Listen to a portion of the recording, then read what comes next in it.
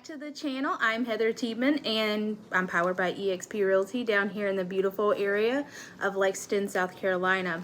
We have a lot of people moving to this area, so I just wanted to talk about some tips and tricks about things that you should know before moving here. A lot of people come here for our low property taxes as well as our schools, so I do like to cover some things that you may not know and you may want to know before making that choice. Number one, I'll cover our property taxes. If you come here and purchase a home that you plan on living in, that is great. Just remember that here we do a different type of property taxes. If you have a primary residence, your property taxes are significantly cheaper than if this was like a second home, investment property, or not your primary residence. But of course, when you buy your home, they're gonna automatically charge you for a second home or investment property, even if you are using it as your primary residence. So after you purchase a home, about 30 to 45 days later, after they're able to record everything, make sure you switch over your driver's license, your car registration, and your utilities, and then you need to take that and your deed down to the assessor's office and apply for the 4% tax rate. It's 4% or 6% for an investment property, but we want to keep in mind that, sorry, my son woke up. So what I was saying was a 4% to 6% tax difference doesn't seem like that big of a deal, but honestly, it really could quadruple your taxes. So if your taxes were only $1,500 a year, they could easily be $6,000, $7,000 if you do not remember to switch over and apply for the primary tax rate. Typically our tax bills come out around October. They are due, we pay them in arrears. So you will pay for all of 2022 by December 31st. So some places you pay in advance. Here we pay in arrears. So it runs from January 1st to December 31st, and your taxes are due by December 31st, 2022, or whatever year that you're watching this.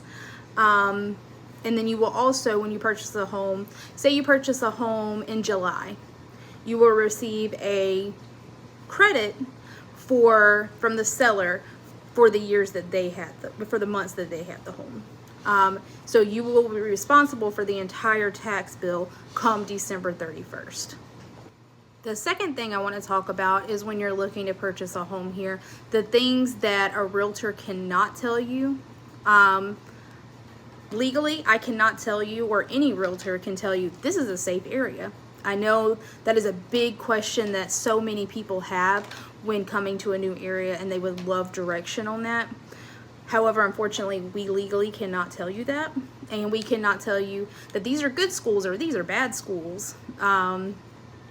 We can only point you in the direction for you to be able to find that information for yourself. So we're always able to give you excellent resources for you to do the research on your own and be able to form your own conclusions. One thing I also recommend when looking at like crime stats and things like that is it's always scary if you pull up a map and it shows you every crime that's ever happened in the last, 6, 8, 12 months. Put an area that you are familiar with that's of similar size to the area that you're looking to see how it compares. If it kind of gives you an idea of what you're actually going to be looking at versus just seeing a whole bunch on one map. This applies really to anywhere, but that's something to keep in mind. Legally, we're not allowed to tell you that, because what if you move to an area because we told you it was safe and it was safe? Oh, say hello, kitty.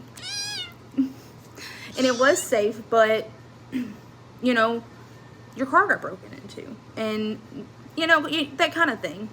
Because crime does happen everywhere, and unfortunately,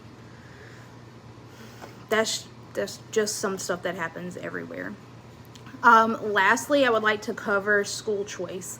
Now, this area does have school choice. However, a lot of people move here for the school system. So our schools, they have to be very mindful of what they allow and disallow.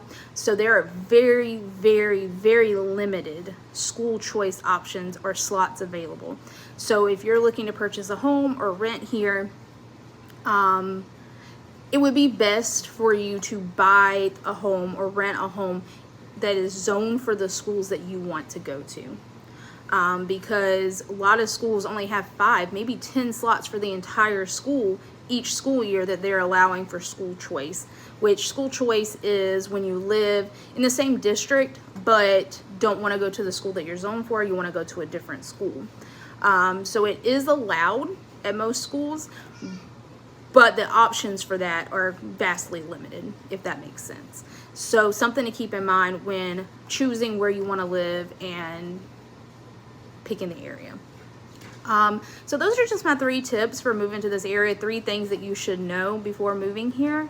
If you have any other questions or concerns, drop them in the comments below. Also, if you could like and subscribe, I would greatly appreciate it. Let me know what kind of content you want to see. I know I do a lot of neighborhood tours, not as much talking videos, but if you like these talking videos, let me know. It's a little difficult, as you can see, with a baby, even though we have, you know, someone that helps us here with our children and our animals. So it is a little harder to do talking videos, but I don't mind doing them if these are things that you prefer. But yeah, let me know below, and until the next time, bye!